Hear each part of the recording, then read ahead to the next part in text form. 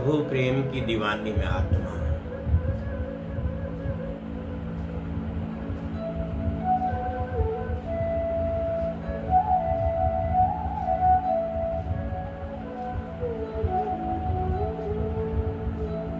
बाबा से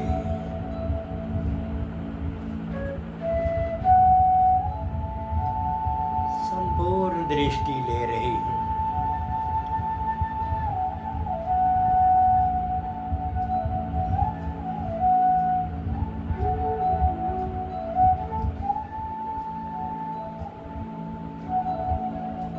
संपूर्ण पवित्र बनती जा रही।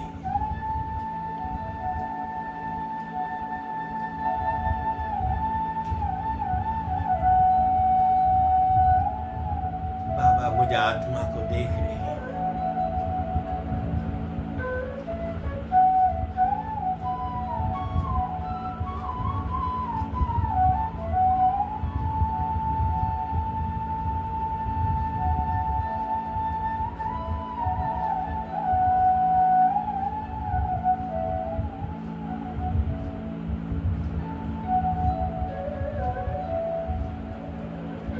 बहुत बारीकी के साथ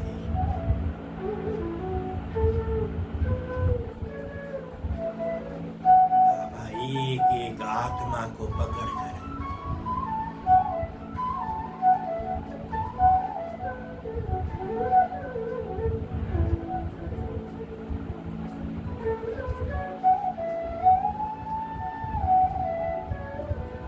बहुत सुंदर मूर्ति बना रहे हैं।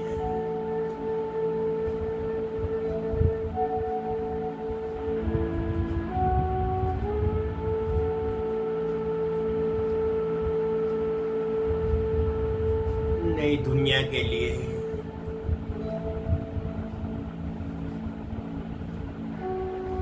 बहुत ही सुंदर सुंदर आत्माएं तैयार कर रही हैं।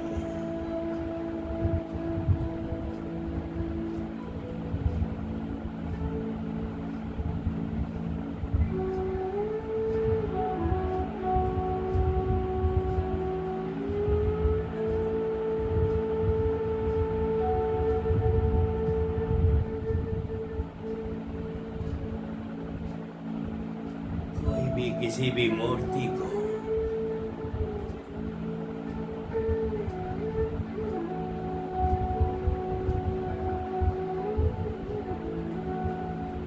कोई भी दाग ना लगे।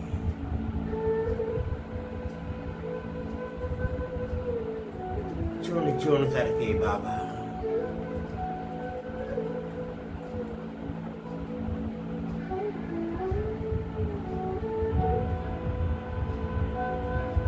हर आत्माओं में से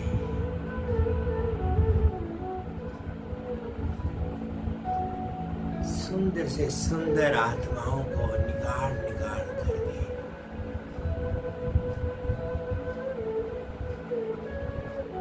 एक सुंदर स्थान पर बिठा रही है।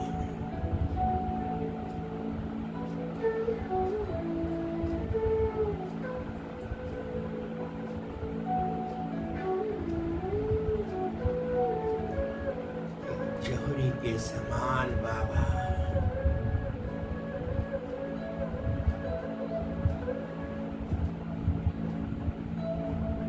बहुत ही सुंदर रचना रच रहे हैं।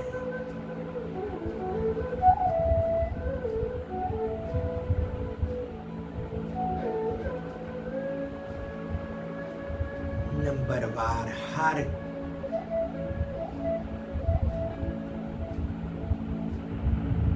अलग अलग वैरायटी में तैयार कर रहे हैं बाबा।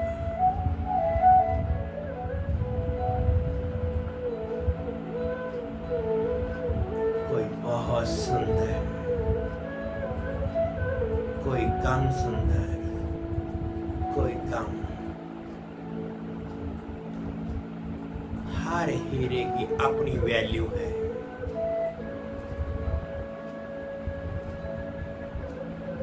वैरायटी तो है ही ना।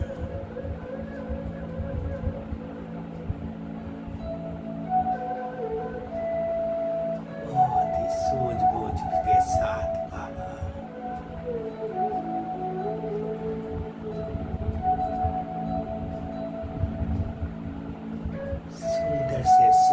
अपवित्र से पवित्र बना रहे हैं।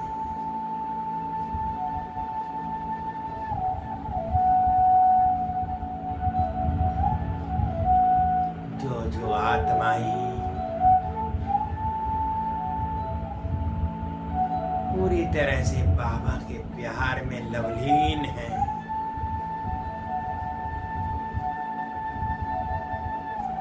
बाबा उनको सीने से लगाए रखते हैं।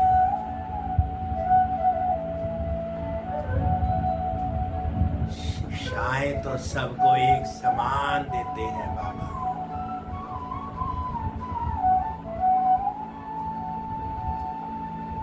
लेकिन उन शिक्षाओं को ग्रहण करना हर आत्माओं में एक पुरुषार्थ के अनुसार है। सभी आत्माएं एक समान तो नहीं है।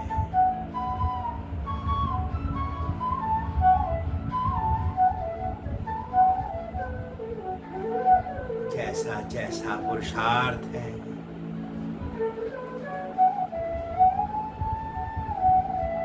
वैसा वैसा उनका स्थान है।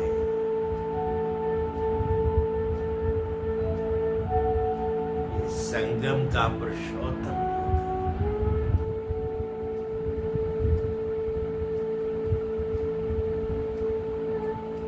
बहुत ही लुभावना सुहावना है। यहीं पर अपने परम पिता परमात्मा शिव बाबा साकार में आकर के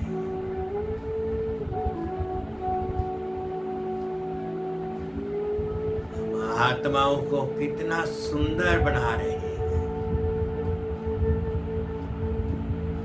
एक एक आत्मा में खूबसूरती भर रही है।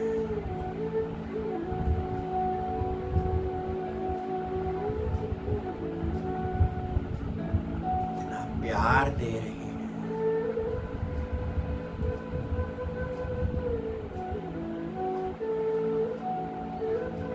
बच्चों को भी आगे आगे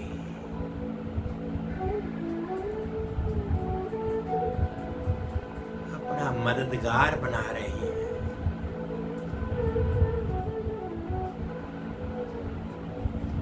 इतना बच्चों से बाबा लव करते हैं।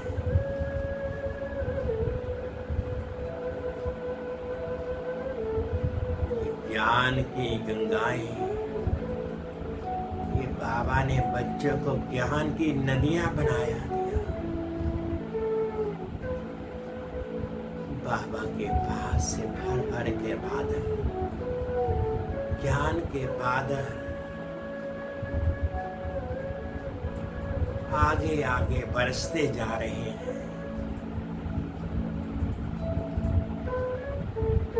शीतल करते जा रहे हैं। हर आत्मा पर अपने ज्ञान जल की बूंदें बरसा रहे हैं। इस प्रकृति को भी उपजाऊ बना रहे हैं।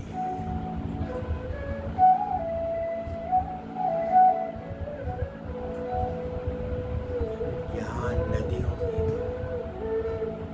तो बात ही अलग है।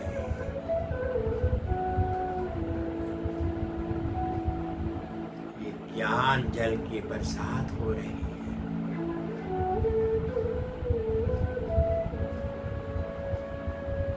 कोई भी आत्मा इस ज्ञान के जल से अछूती ना रह जाए। कोने कोने में बैठी हुई आत्माएं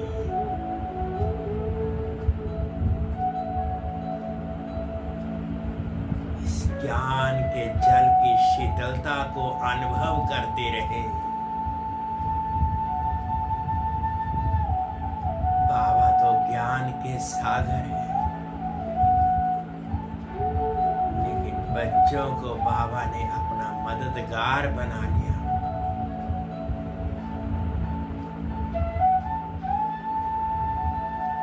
ज्ञान की नदियां बना लिया।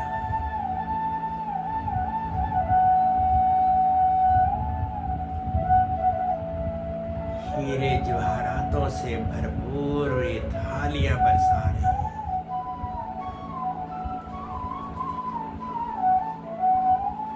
चमचमाती हुई रंग बिरंगी रोशनी।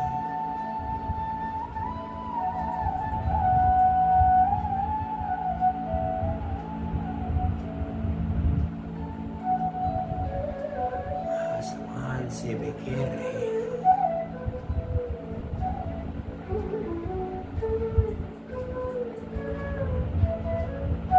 जब से बाबा आए,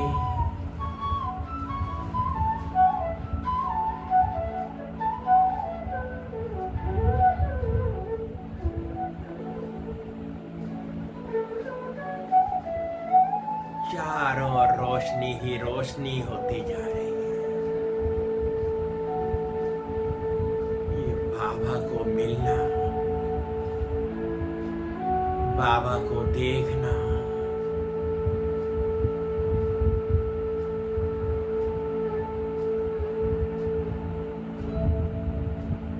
बाबा तीसरा नेत्र दे रहे हैं।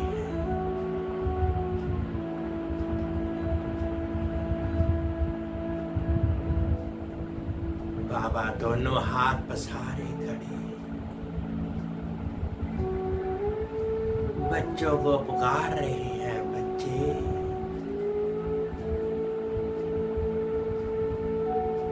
आओ मेरे लाडले बच्चे। बाबा बुला रहे हैं।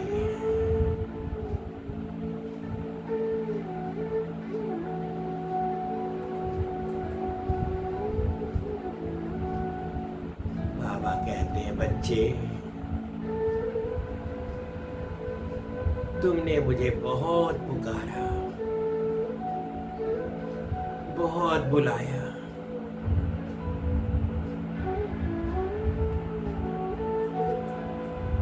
अब मैं आ गया।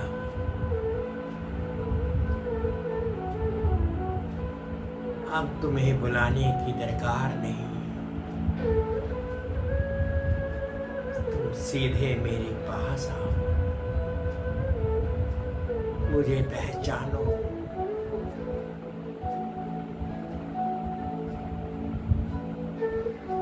देखो, मैं तुम बच्चों के लिए आ गया।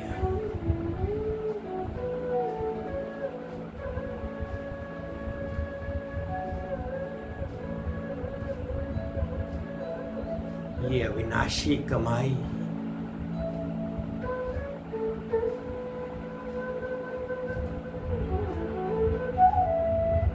जितनी एकत्रित कर सकते हो बाबा से,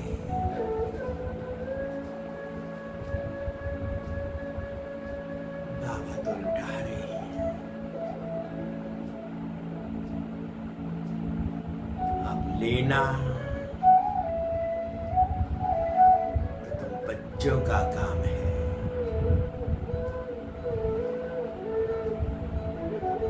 बच्चे बहुत विकारों में पड़कर तुमने अपनी आत्मा को मैला कर लिया है।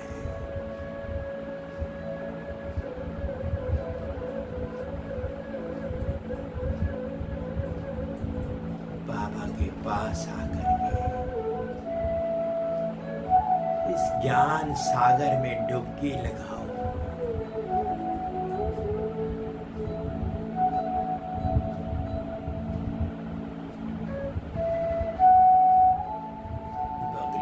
हंस बन जाओगे।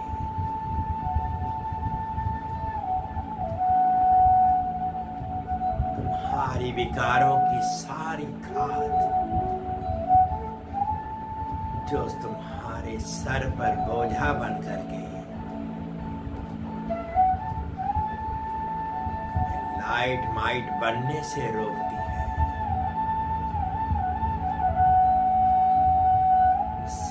छुटकारा मिल जाएगा। फिर से उड़ती कला में अनुभव करोगे।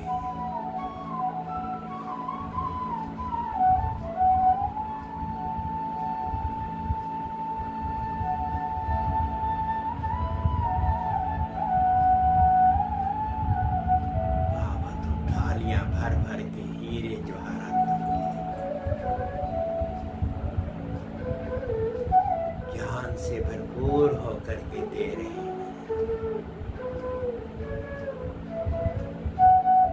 कोई अछूता ना रह जाए।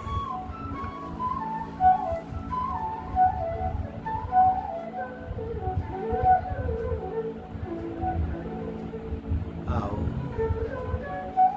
मेरे लाडलो, आओ,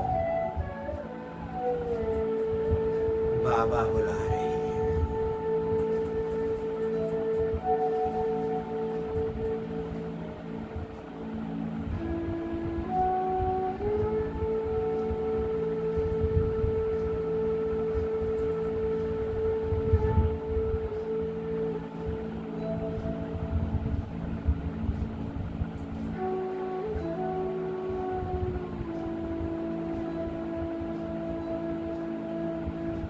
ठंडी ठंडी शीतलता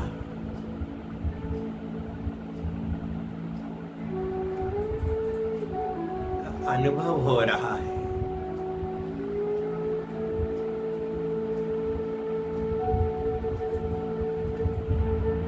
मैं आत्मा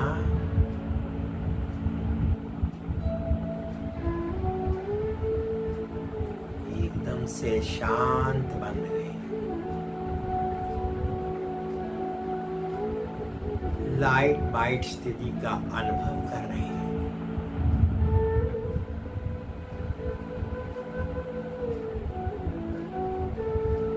मेरे बाबा मुझ आत्मा को अमृत वेलय में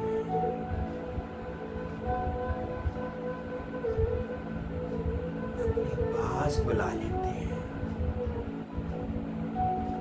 अपने पास बिठा लेते हैं। बड़े प्यार से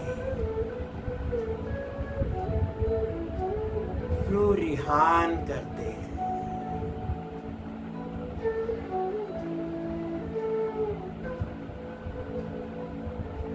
बाबा की दृष्टि आत्मा पर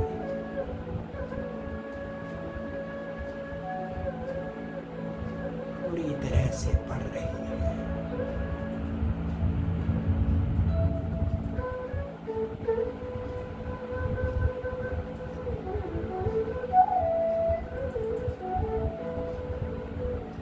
मैं श्रेष्ठ श्रेष्ठ आत्मा बनती जा रही है।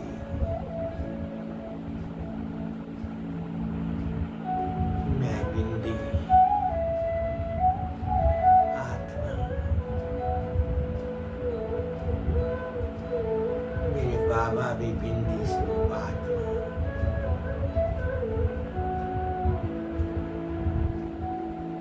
लेकिन उनके बीच से निकलती हुई एक एक प्रकाश की किरणें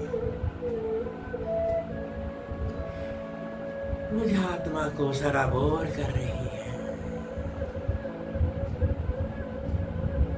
मैं कितनी भाग्यवान आत्मा हूँ। मुझे भगवान मिल गए, बाप के रूप में, टीचर के रूप में, सतगुरु के रूप में। तीनों ही मुझे आत्मा को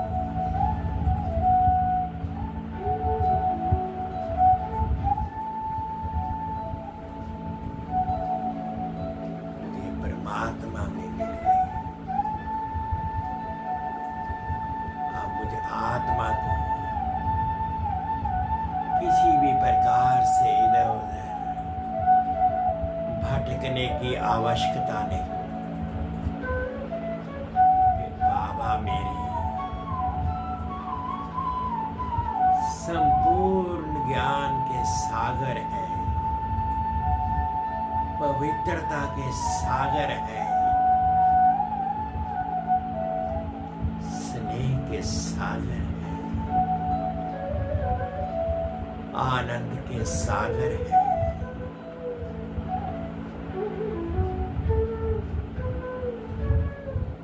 सर्वशक्तिमान है।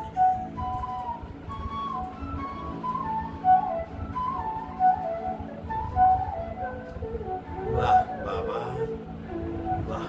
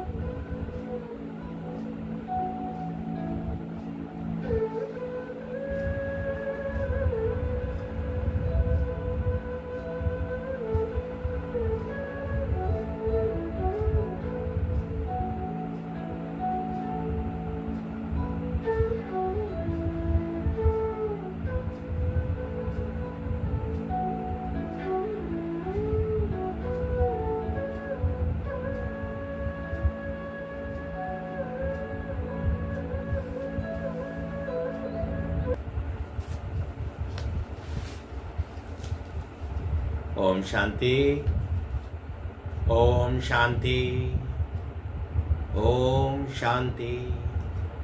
आज 12/9/2025 प्रातः मुरली। ओम शांति।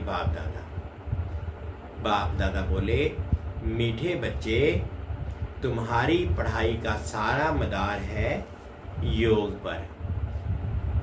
योग से ही आत्मा पवित्र बनती है, विकर्म विनाश होते हैं। प्रश्न है, कई बच्चे बाप का बनकर फिर हाथ छोड़ देते हैं, कारण क्या होता है? तो सुनते हैं बाबा से उत्तर में। बाबा कहते हैं, बाप को पूरी रीति ना पहचानने के कारण, पूरा निश्चय बुद्धि ना होने से के कारण 8-10 वर्ष के बाद भी बाप को फारगती दे देते हैं, हाथ छोड़ देते हैं, पद भ्रष्ट हो जाता है। 2 क्रिमिनल आई होने से माया की ग्रहचरी बैठ जाती है, अवस्था नीचे ऊपर होती रहती है, तो भी पढ़ाई छूट जाती है। ओम शांति। रूहानी बच्चों प्रति रूहानी बाप समझा रहे हैं। अभी समझते हो कि हम सब रूहानी बेहद के बाप के बच्चे हैं। इनको बाप दादा कहा जाता है। जैसे तुम रूहानी बच्चे हो, वैसे वह ब्रह्मा भी रूहानी बच्चा है, शिव बाबा का। शिव बाबा को रथ तो जरूर चाहिए ना, इसलिए जैसे तुम आत्माओं को ऑर्गन्स मिले हुए हैं कर्म करने के लिए, वैसे शिव बाबा का भी ये रथ है, क्योंकि ये कर्म क्षेत्र है जहां कर्म करना होता है। वह घर जहां आत्माएं रहती हैं। आत्मा ने जाना है कि हमारा घर शांति धाम है, वहां ये खेल नहीं होता, बत्ती आदि कुछ नहीं होती, सिर्फ आत्माएं रहती हैं। यहाँ आती हैं पाठ बजाने। तुम्हारी बुद्धि में है ये बेहद का ड्रामा है। जो एक्टर्स हैं उन्हों की एक्ट शुरू से लेकर अंत तक तुम बच्चे नंबरवार पुरुषार्थ अनुसार जानते हो। यहाँ कोई साधु संत आदि नहीं समझाते हैं। यहाँ हम बच्चे बेहद के बाप के पास बैठे हैं। अब हमको वापस जाना है, पवित्र तो जरूर बनना है आत्मा को। ऐसे नहीं कि शरीर भी वहां पवित्र, यहाँ पवित्र बनना है, नहीं, आत्मा पवित्र बनती है। शरीर तो पवित्र तब बने जब 5 तत्वों में 5 तत्व भी सतो प्रधान हों। अब तुम्हारी आत्मा पुरुषार्थ कर पावन बन रही है। वह आत्मा और शरीर दोनों पवित्र होते हैं। बाबा कहते हैं सतयुग में आत्मा और शरीर दोनों पवित्र होते हैं, यहाँ नहीं हो सकते।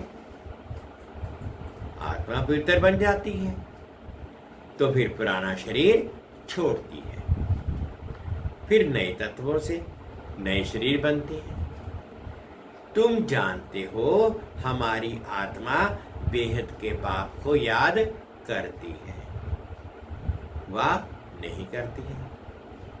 ये तो हर एक को अपने से पूछना है। पढ़ाई का सारा मदार है योग पर। पढ़ाई तो सहज है, समझ गए हैं कि चक्कर कैसे फिरता है। मुख्य है ही याद की यात्रा। ये अंदर गुप्त है, देखने में थोड़े ही आता है। बाबा नहीं कह सकते कि यह बहुत याद करते हैं व कम। हाँ, ज्ञान के लिए बता सकेंगे ये ज्ञान में बहुत तीखा है।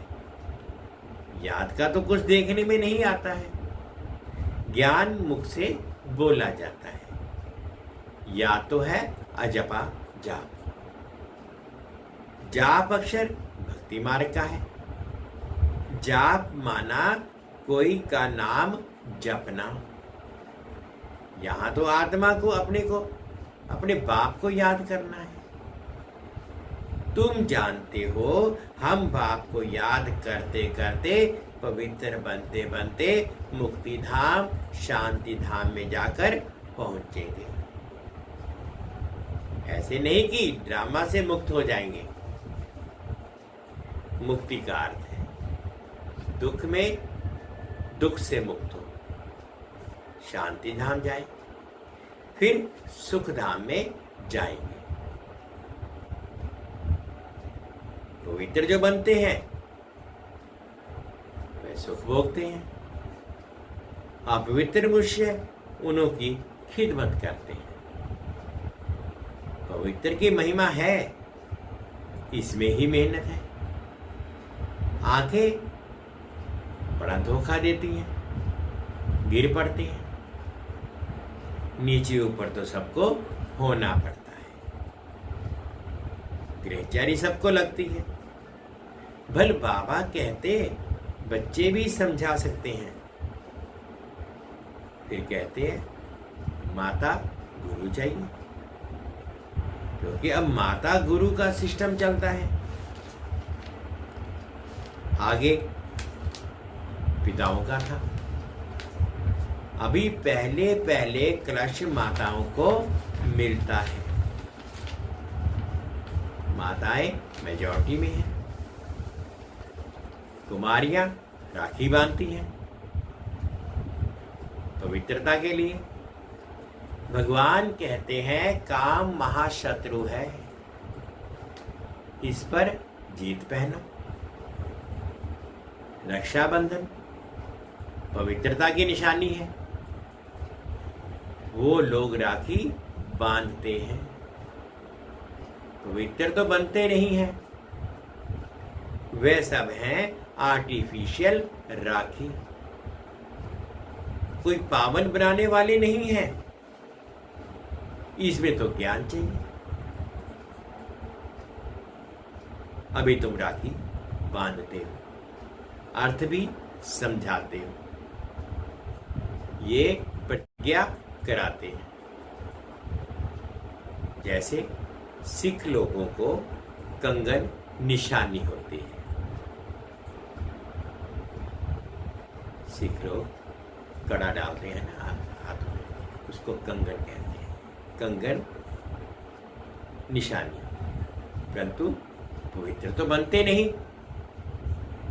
पतित को पावन बनाने वाला सर्व का सद्गति दाता एक है, वह भी देहधारी नहीं है। पानी की गंगा तो इन आंखों से देखने में आती है। बाप जो सद्गति दाता है, उनको इन आंखों से नहीं देखा जाता। आत्मा कोई भी देख नहीं सकते कि ये क्या चीज है। कहते भी हैं हमारे शरीर में आत्मा है, को देखा है? कहेंगे नहीं। और सब चीजें जिसका नाम है वे देखने में जरूर आती है। आत्मा का भी तो नाम है ना। कहते भी है भ्रिकुटी के बीच चमकता है एक अजब सितारा, परंतु देखने में नहीं आता। परमात्मा को भी याद करते हैं, देखने में कुछ नहीं आएगा। लक्ष्मी नारायण को देखा जाता है इन आंखों के द्वारा। लिंग की भर पूजा करते हैं, परंतु वह कोई यथार्थ रीति तो नहीं है ना। देखते हुए भी जानते नहीं है परमात्मा क्या है, ये कोई नहीं जान सकते। आत्मा तो बहुत छोटी बिंदी है, देखने में नहीं आती है। ना आत्मा को ना परमात्मा को देखा जा सकता है, जाना जाता है। अभी तुम जानते हो हमारा बाबा आया हुआ है इनमें। इस शरीर की अपनी आत्मा भी है और फिर परमपिता परमात्मा कहते हैं। मैं इनके रथ पर विराजमान हूं, इसलिए बाप दादा कहते हो। अब दादा को तो इन आंखों से देखते हो, बाप को नहीं देखते हो। जानते हो बाबा ज्ञान का सागर है। वह शरीर द्वारा हमको ज्ञान सुना रहे हैं। वह ज्ञान का सागर पतित पावन है। निराकार रास्ता कैसे बताएंगे? प्रेरणा से तो कोई काम नहीं होता। भगवान आते हैं, ये किसको भी पता नहीं है। शिव जयंती भी मनाते हैं, तो जरूर यहां आता होगा ना। तुम जानते हो अभी वह हमको पढ़ा रहे हैं। बाबा इसमें आकर पढ़ाते हैं। बाप को पूरी रीति ना पहचानने के कारण, निश्चय बुद्धि ना होने के कारण 8-10 वर्ष के बाद भी फारकती दे देती है। माया बिल्कुल ही अंधा बना देती है। बाप का बनकर फिर छोड़ देते हैं तो पद भ्रष्ट हो जाता है। अब तुम बच्चों को बाप का परिचय मिला तो औरों को भी देना है। ऋषि मुनि आदि सब नेति नेति करते गए हैं। आगे तुम भी जानते नहीं थे, अभी तुम कहेंगे हाँ हम जानते हैं, तो आस्तिक हो गए। सृष्टि का चक्कर कैसे फिरता है ये भी तुम जानते हो। सारी दुनिया तो, और तुम खुद इस पढ़ाई से पहले नास्तिक थे। अब बाप ने समझाया है कि तुम कहते हो हमको परमपिता परमात्मा, बाप ने समझाया है, आस्तिक बनाया है। हम रचता और रचना के आदि मध्य अंत को नहीं जानते थे। बाप है रचता, बाप ही संगम पर आकर नई दुनिया की स्थापना करते हैं और पुरानी दुनिया का विनाश करते हैं। पुरानी दुनिया के विनाश के लिए ये महाभारत लड़ाई है, जिसके लिए समझते हैं उस समय श्री कृष्ण था। अभी तुम समझते हो निराकार बाप था, उनको देखा नहीं जाता है। श्री कृष्ण का तो चित्र है, देखा जाता है, शिव को देख नहीं सकते। श्री कृष्ण तो है सतयुग का प्रिंस, वही फीचर्स हो ना सके। श्री कृष्ण कब कैसे आया ये भी कोई नहीं जानते। श्री कृष्ण को कंस की जेल में दिखाते हैं। कंस सतयुग में था क्या? ये हो कैसे सकता है? कंस असुर को कहा जाता है। इस समय सारी दुनिया असुर संप्रदाय में है, एक दो को मारते काटते रहते हैं। दैवी दुनिया थी, ये सब भूल गए हो। ईश्वरीय दैवी दुनिया ईश्वर ने स्थापन की, ये भी तुम्हारी बुद्धि में है, नंबरवार पुरुषार्थ अनुसार। अभी तुम तो ईश्वरीय परिवार, फिर वहां होंगे दैवी परिवार। इस समय ईश्वर तुमको लायक बना रहे हैं स्वर्ग का देवी देवता बनने। बाप पढ़ा रहे हैं, इस संगम युग को कोई भी नहीं जानते।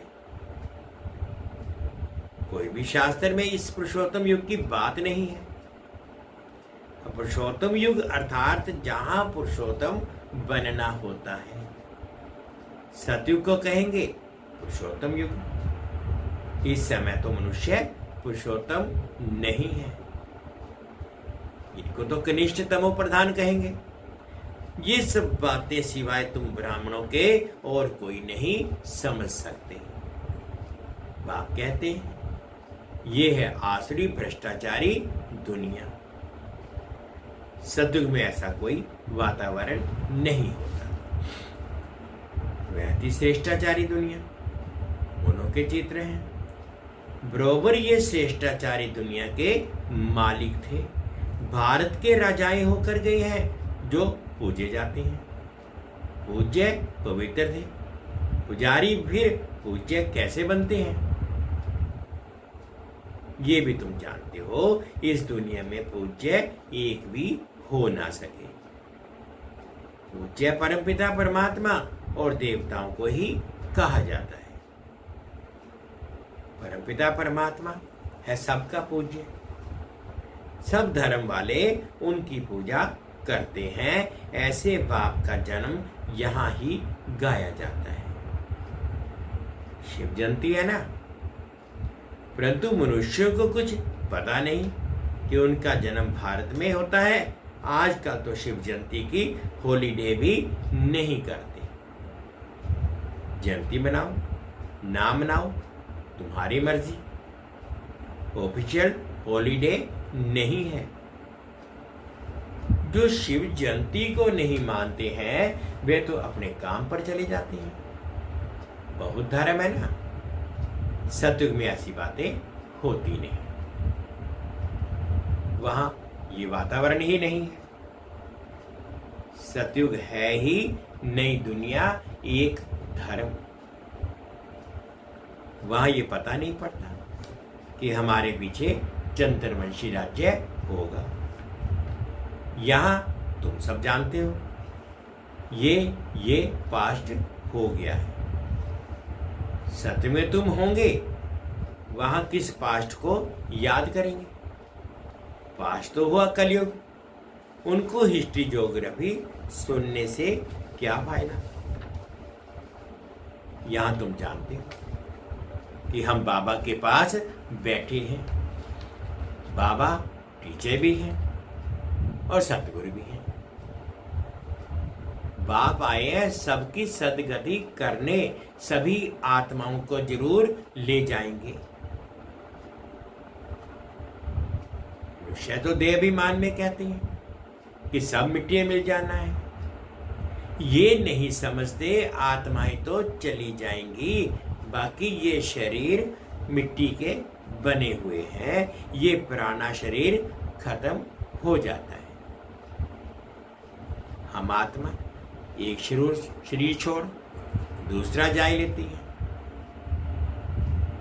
ये इस दुनिया में हमारा अंतिम जन्म है। सब पतित हैं, सदैव पावन तो कोई रह नहीं सकते। सतो प्रधान, सतो रजो तमो तो होते ही हैं। वो लोग तो कह देते हैं सब ईश्वर के ही रूप हैं। ईश्वर ने अपने अनेक रूप बनाए हैं खेल पाल करने के लिए। हिसाब किताब कुछ नहीं जानते, ना खेल पाल करने वाले को जानते हैं, वहां भी बैठकर वर्ल्ड की हिस्ट्री ज्योग्राफी समझाते हैं। खेल में हर एक का पार्ट अलग अलग है, सबका पोजीशन अलग अलग है। जो जैसा पोजीशन वाला होता है उनकी महिमा होती है। ये सब बातें बाप संगम पर ही समझाते हैं। सतयुग फिर सतयुग का पाठ चलेगा, वहां ये बातें नहीं होंगी। यहां तुमको सृष्टि चक्र का ज्ञान बुद्धि में फिरता रहता है। तुम्हारा नाम ही है सुदर्शन चक्रधारी। लक्ष्मी नारायण को थोड़े ही सुदर्शन चक्रधारी दिया जाता है। ये हैं ही यहाँ के। मूल वतन में सिर्फ आत्माएं रहती हैं, सूक्ष्म वतन में कुछ नहीं। मनुष्य, जानवर, पशु पक्षी आदि सब यहाँ होते हैं। संगम युग में मोर आदि दिखाते हैं। ऐसे नहीं कि वहां मोर के पंख निकाल पहनते हैं। मोर को थोड़े ही दुख देंगे। ऐसे भी नहीं मोर का गिरा हुआ पंख ताज में लगाएंगे, नहीं। ताज में भी झूठी निशानी दे दी है।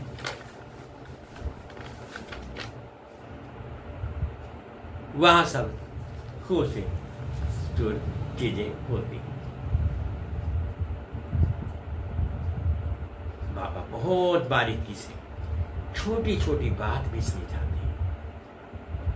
इस सतयुग में मोर पंख मुकुट पर दिखा देते हैं। ऐसा भी नहीं कि मोर के पंख निकाल कर लगाते हैं। ऐसा भी नहीं कि गिरा हुआ पंख ही मोर मुकुट पर लगा दें। नहीं, ये बातें तो बनी बनाई हैं चित्रों में। वहां सब खूबसूरत चीजें होती हैं। गंदी कोई चीज का नाम निशान नहीं। ऐसी कोई चीज नहीं होती जिसको देखकर घृणा आए। यहां तो घृणा आती है ना, वहां जानवर को भी कोई दुख नहीं होता है। सतयुग कितना फर्स्ट क्लास होगा।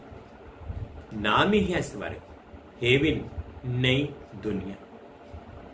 यहां तो पुरानी दुनिया में देखो, बरसात के कारण मकान गिरते रहते हैं, मनुष्य मर जाते हैं। अर्थक्वेक होगी, सब दबकर मर जाएंगे। सतयुग में बहुत थोड़े होंगे, फिर बाद में वृद्धि को पाते रहेंगे। पहले सूर्यवंशी होंगे। जब दुनिया 25%, जब दुनिया 25% पुरानी दुनिया होगी तो पीछे चंद्रवंशी होगी। सतयुग 1250 वर्ष और वह है 100% नई दुनिया, जहां देवी देवता राज्य करते हैं। तुम्हारे में भी बहुत इन बातों को भूल जाते हैं। राजधानी तो स्थापन होनी ही है, हार्ट फेल नहीं होना है, पुरुषार्थ की बात है। बाप सभी बच्चों से एक समान तदबीर पुरुषार्थ कराते हैं। तुम अपने लिए विश्व पर स्वर्ग की बादशाही स्थापन करते हो। अपने को देखना है कि हम क्या बनेंगे। अच्छा, मीठे मीठे सिक्के लदे बच्चों प्रति माता पिता बाप दादा का याद प्यार और गुड मॉर्निंग। रूहानी बाप की रूहानी बच्चों को नमस्ते। हम रूहानी बच्चों की रूहानी माता पिता बाप दादाजी को याद प्यार, गुड मॉर्निंग और प्यार भरी नमस्ते जी। ओम शांति, ओम शांति। शुक्रिया बाबा, शुक्रिया। अब धारणा के लिए मुख्य सार में फर्स्ट पॉइंट में बाबा कहते हैं, इस पुरुषोत्तम युग में स्वर्ग के देवी देवता बनने की पढ़ाई पढ़कर स्वयं को लायक बनाना है। पुरुषार्थ में हार्ट फेल, दिल शिकस्त नहीं होना है। सेकंड पॉइंट में बाबा कहते हैं, इस बेहद के खेल में हर एक्टर का पार्ट और पोजीशन अलग अलग है। जैसी जिसकी पोजीशन वैसा उसे मान मिलता है। ये सब राज समझ वर्ल्ड की हिस्ट्री ज्योग्राफी का सिमरन कर स्वदर्शन चक्रधारी बनना है।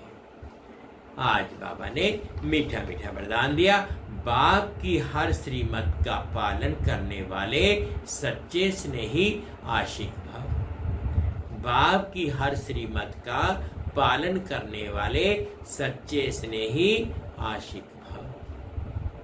जो बच्चे सदा एक बाप के स्नेह में लवलीन रहते हैं, उन्हें बाप का हर बोल प्यारा लगता है। क्वेश्चन समाप्त हो जाता है। ब्राह्मण जन्म का फाउंडेशन स्नेह है।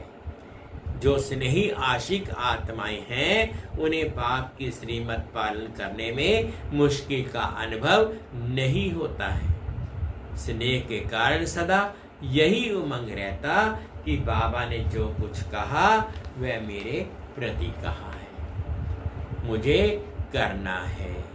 स्नेही आत्माएं बड़ी दिल वाली होती हैं, इसलिए उनके लिए हर बड़ी बात भी छोटी हो जाती है। स्लोगन है, कोई भी बात को फील करना ये भी फेल की निशानी है।